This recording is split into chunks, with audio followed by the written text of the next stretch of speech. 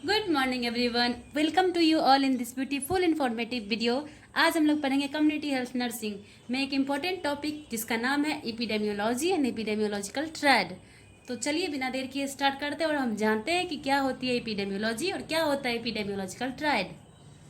तो सबसे पहले हम लोग इसका डेफिनेशन देखते हैं कि एपिडेमियोलॉजी होता क्या है। ठीक है, तो मैकमोहन के अकॉर्डिंग एपिडेमियोलॉजी जो है वो एक स्टडी है। ठीक है, किसका? Distribution and determinants of disease frequency in man, यानी कि मैन में जो डिजीज होती है उसका डिटर्मिनेंट क्या है और क्या डिस्ट्रीब्यूशन है उस डिजीज का, यानी कि कॉजेटिव एजेंट सोर्स क्या है। ठीक है, कारण क्या है, कॉज क्या है डिजीज का, उसके बारे में स्टडी हम लोग करते हैं। ठीक है, तो उसी स्टडी को हम लोग क्या बोलते हैं? एपिडेमियोलॉजी। ठीक है, अब चलिए देखते हैं हम लोग एपिडेमियोलॉजिकल ट्रायड क्या होती है। ठीक है, epidemiological triad, for the occurrence of disease in man 3 things are required, namely agent, host and environment. यानी कि इससे हमें क्या पता चलता है कि कोई भी डिजीज अगर मैन में होती है तो उसके लिए 3 चीज़ों की आवश्यकता होती है। ठीक है, 3 थिंग्स रिक्वायर्ड होते हैं, रिस्पॉन्सिबल होते हैं, जिसमें एजेंट फर्स्ट है हमारा, दूसरा है होस्ट और तीसरा है इन्वॉल्वमेंट। ठीक है, अगर इनमें से कोई एक भी एब्सेंट है तो वो हमारा डिजीज साइकिल कंप्लीट नहीं हो पाएगा, यानी कि डिजीज जो है उसका होने की प्रक्रिया वो नहीं हो पाएगी। ठीक है, तो चलिए हम देखते हैं कि पहला जो हमारा ये है एपिडेमियोलॉजिकल ट्रायड, उसका नाम है एजेंट, दूसरा है होस्ट, तीसरा एनवायरमेंट। तो हम लोग देखेंगे बारी बारी से कि एजेंट क्या होता है, कौन कौन से एजेंट होते हैं, होस्ट क्या होते हैं, होस्ट कितने तरह के होते हैं, क्या क्या होस्ट हो सकते हैं। ठीक है, होस्ट फैक्टर जो होते हैं, और एनवायरमेंट क्या होती है, एनवायरमेंटल फैक्टर कैसे डिजीज़ को अफेक्ट करती है, कैसे डिजीज़ होने में ये जो हेल्प करती है, किस तरह से मतलब कि डिजीज़ को इंड्यूस करती है ना, तो वो भी हम लोग देखेंगे। चलिए देखते हैं हम लोग। तो सबसे पहले हमारा एजेंट। ठीक है, पहला, और एपिडेमियोलॉजिकल ट्रायड जो होता है आप ऐसे फ्लो डायग्राम के हेल्प से इस तरह से बना सकते हैं, एजेंट, होस्ट, इन्वायरमेंट, नीचे में आप लोग लिख सकते हैं एपिडेमियोलॉजिकल ट्रायड। ठीक है, पहला है हमारा होस्ट, सॉरी एजेंट है। ठीक है, पहला क्या है? एजेंट।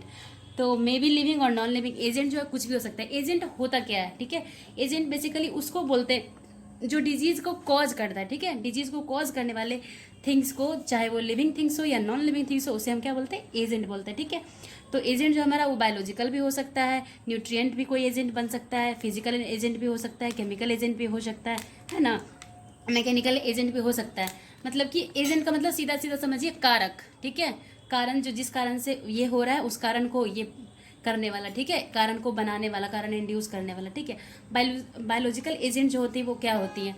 तो जैसे कि माइक्रो ऑर्गेनिजम्स लाइक बैक्टीरिया हो गया, फंजाई हो गया, वायरसेस हो गए, है ना, प्रोटोजोन्स वगैरह हो गए, तो वो जो होते हैं माइक्रो ऑर्गेनिजम्स बायोलॉजिकल एजेंट कहलाते हैं। ठीक है, जो कि डिजीज कॉज करते हैं मैन में।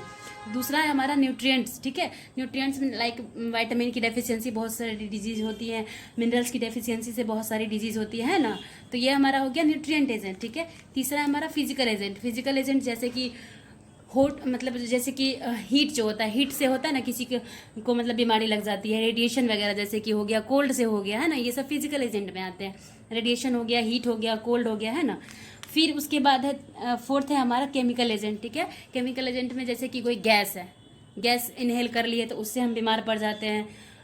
कोई डस्ट है, डस्ट चला गया है, कोई फ्यूम्स के लेने ये होने की वजह से जो है हम बीमार हो रहे हैं, तो उस वो जो है हमारा क्या कहलाता है? Chemical agent. ठीक है, नेक्स्ट है हमारा मैकेनिकल एजेंट। ठीक है, मैकेनिकल एजेंट क्या होती है? मैकेनिकल एजेंट जैसे कि कोई ट्रॉमा हो सकता है, इंजरी हो सकता है, फ्रैक्चर किसी को हो गया है ना, तो वो आता है मैकेनिकल एजेंट में। ठीक है, तो ये फर्स्ट हमारा एजेंट कंप्लीट हो गया। ठीक है, जो कि डिजीज़ को कॉज करता है। ठीक है, उसे हम लोग क्या बोलते हैं? एजेंट। ठीक है, ये लिविंग भी हो सकता है, नॉन लिविंग भी हो सकता है। जैसे कि हमने देखा बायोलॉजिकल जो है ये लिविंग है। ठीक है, न्यूट्रिएंट तो नॉन में लिविंग भी हो सकते हैं, नॉन लिविंग भी हो सकते हैं ना, और फिजिकल एजेंट तो नॉन लिविंग ही हुआ एक तरह से, केमिकल भी नॉन लिविंग, मैकेनिकल में तो कुछ भी बोल सकते हैं।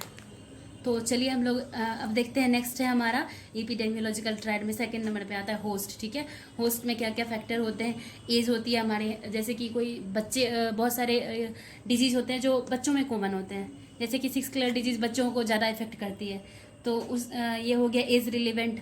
जैसे कि बहुत सारे डिजीज़ होते हैं जो जीरियाट्रिक डिजीज़ होते हैं, जो ओल्ड एज में ज़्यादा होती हैं,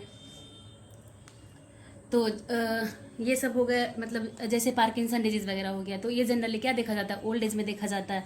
ठीक है, अल्जाइमर वगैरह हो गया, ये भी जनरली ओल्ड एज में देखा जाता है। ऐसे तो होने को किसी भी एज में हो सकता है, लेकिन ओल्ड एज में ये सब कॉमन होता है, ठीक है। कुछ डिजीज ऐसे होते हैं जो फीमेल में ज़्यादा कॉमन होती है, तो और कुछ डिजीज ऐसे होते हैं जो मेल में कॉमन होते हैं, तो ये जेंडर रिलेटेड हो गया, ठीक है ना, सेक्स रिलेटेड हो गया।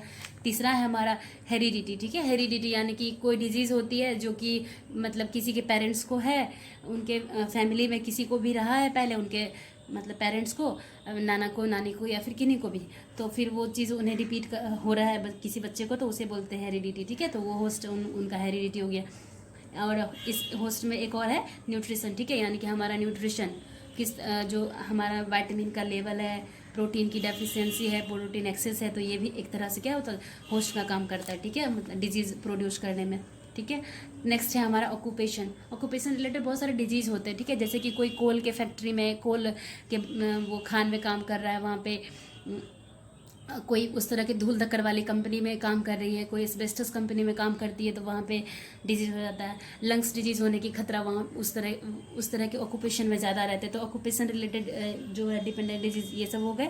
उसके बाद अब आता है हमारा नेक्स्ट होस्ट है ह्यूमन बिहेवियर, ठीक है। हमारा बिहेवियर कैसे जो है एक होस्ट का काम करता है किसी भी डिजीज़ को होने में, ठीक है, किसी भी डिजीज़ को कॉज करने में।